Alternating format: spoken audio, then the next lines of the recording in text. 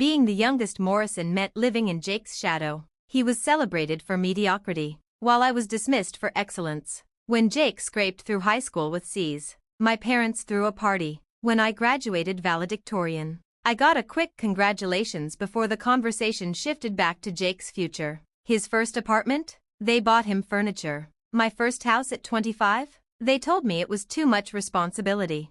That house was everything to me. A modest 2-bedroom, bought with years of scrimping from my government job. My sanctuary. My proof I wasn't the family failure they painted me to be. But when I called home, eager to share the news, the response was crushing. "Are you sure you can afford it?" Mom asked skeptically. Jake laughed in the background. "She can't even afford car insurance. This'll end badly." Dad chimed in. "Maybe you should have talked to us first. What if something breaks? What if you lose your job?" I hung up, hollow inside. My achievement reduced to another mistake. For years, the house became a running family joke. At every gathering, Jake mocked me for being chained to a mortgage. Mom sighed that it was too much for me. Meanwhile, Jake flitted between jobs and apartments, borrowing money like it was his birthright, and somehow he was exploring options. Then came last summer. I accepted a classified government assignment overseas, 6 months in Eastern Europe tracking financial crimes. I set everything up: auto payments, lawn care, security systems. I gave my parents a spare key for emergencies only. Jake smirked. "She's acting like her little house is a national monument." Mom sighed again. "A basic house she can't really afford." Before boarding, I reminded them, emergencies only. The work consumed me: long days, complex investigations, international coordination. I barely had time to call home. But when I did, Jake teased, "House is still standing. No disasters yet." I believed him. Until my supervisor pulled me aside. "Agent Morrison, there's been suspicious activity linked to your address. A property transfer." My blood froze. "That's impossible. I own that house." "That's why it's flagged. Real estate fraud is often used to compromise federal employees." The flight home was agony. When I pulled into my street, I saw it: a sold sign on the lawn, a lockbox on the door. My key didn't work. I called the number on the sign. "Morrison Property Services." A bright voice answered. "This is Sarah Morrison." A pause. "Oh, you must be Jake's sister. He told us you'd call. He said you were struggling with payments, so he handled the sale. Congratulations on getting out from under that mortgage." My stomach dropped. "Jake doesn't own that house." "I do, ma'am. He presented power of attorney and deed documents. The sale closed last week." I called my parents in a panic. "Sarah." Mom's voice was warm for once. "You're back. Jake's here, we're celebrating. He made such a smart business decision." Jake's voice came on, smug and casual.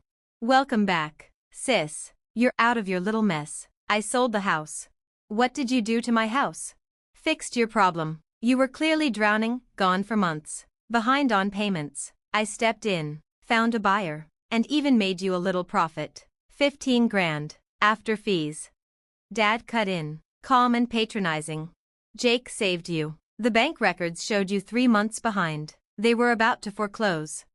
My head spun. "That's impossible. My payments are automatic. I've never missed one." Jake chuckled. "Bank records don't lie." "Embarrassing." "Sure, but I took care of it quietly." "Where's my 15,000? I demanded. Jake smirked. "Deposited in your account, minus what you owed me for handling everything. But that's not the point. You're free now. No more payments you couldn't afford."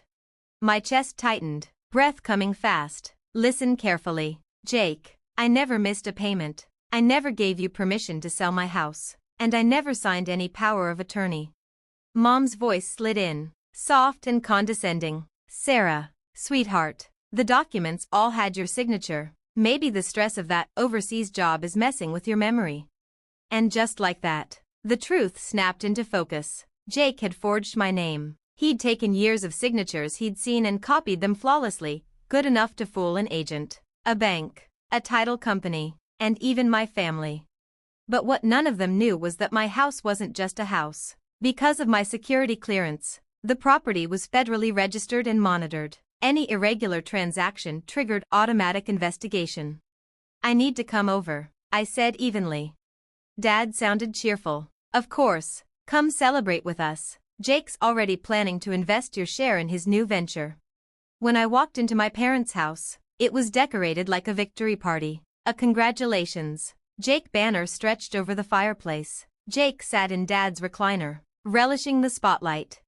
I saved Sarah from foreclosure, he bragged, holding up a folder like a trophy. 3 months behind on payments. The bank was ready to take it. I stepped in, found a buyer, and closed the deal. 300 grand. The family applauded. Mom beamed, finally making smart decisions. I forced a smile, though my blood was boiling.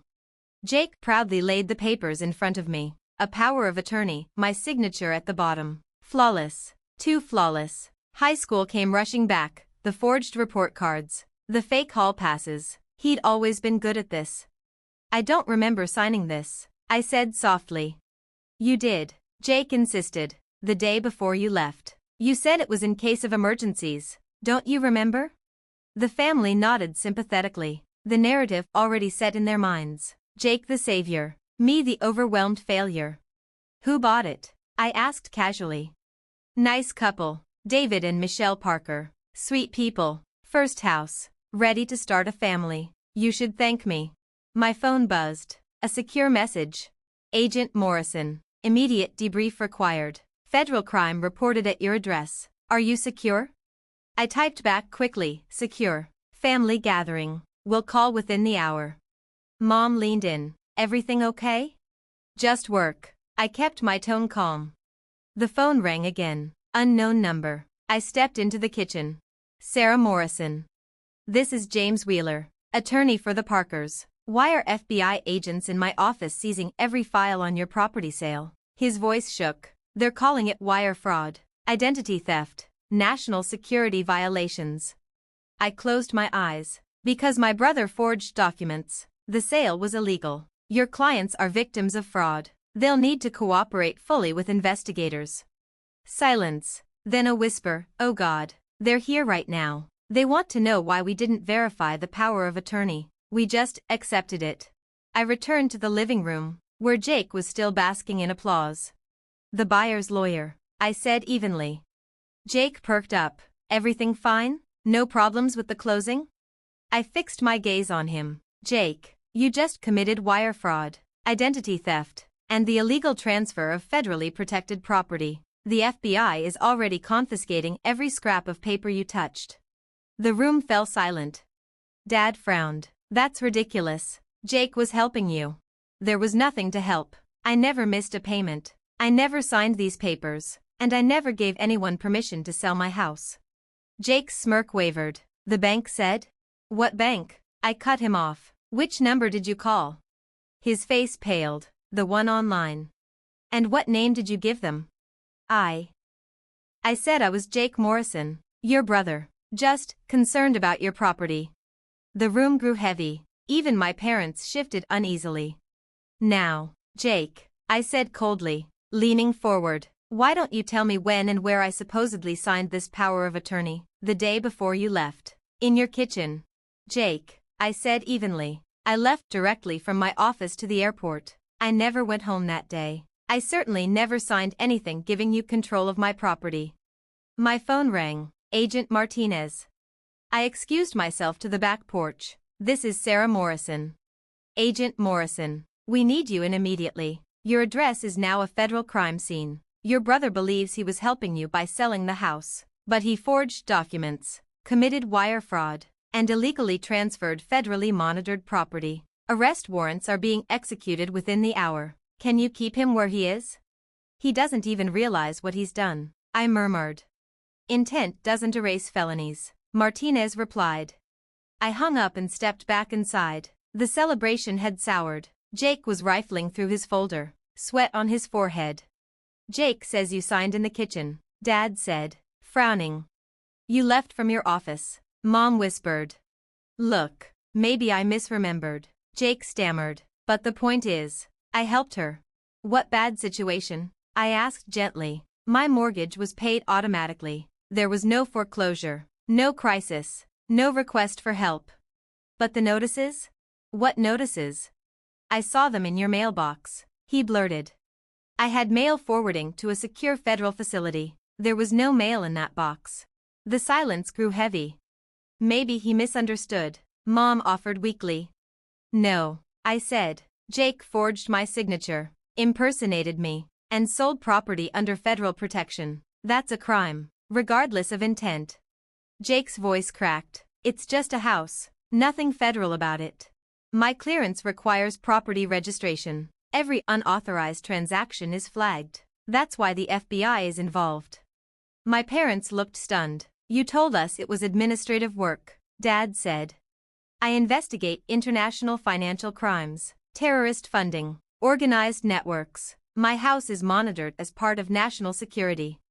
Jake sank into a chair, pale. The Parkers, their lawyer, the FBI really showed up? They confiscated every document, your fake power of attorney, your fabricated foreclosure letters, every forgery. You didn't just sell a house, Jake, you committed a federal crime. My phone buzzed. Agents en route, 10 minutes. I looked at him. They'll be here any moment. Cooperate, and get a lawyer. Car doors slammed outside. Black SUVs lined the driveway. Sarah Morrison, a voice called. In here. 4 FBI agents entered, badges raised. Martinez nodded at me. Is this the subject? I faced my brother. This is Jake Morrison. He forged the documents. The cuffs clicked shut. Jake Morrison, you're under arrest for wire fraud, identity theft, and illegal transfer of federal property. My parents begged for understanding, but Martinez's answer was blunt. This isn't a misunderstanding. This is a felony. As they led Jake out, he looked back at me, confused and broken. I was trying to help you. I know, I said softly, but you destroyed my trust instead. Weeks later, the scope of his crime unraveled. Fake foreclosure notices, forged signatures, impersonation calls to banks. The real estate agent lost her license. The title company faced sanctions. The Parkers cooperated and were refunded through federal victim restitution. Jake was sentenced to 4 years. At sentencing, he admitted, I never respected Sarah's success. I assumed she was failing because I couldn't accept she was better than me. This wasn't about helping her, it was about protecting my ego. The hardest part wasn't his prison time. It was my parents finally seeing the truth, that they had believed Jake's lies because it fit the story they wanted about me, the failure child who needed saving. 6 months later, I moved back into my house, stronger protections in place. The congratulations, Jake banner was long gone, replaced with silence and hard-earned perspective. Sometimes it takes federal agents, not family, to validate your worth. And sometimes the harshest justice isn't the prison sentence. It's the mirror your crimes hold up to everyone who enabled them.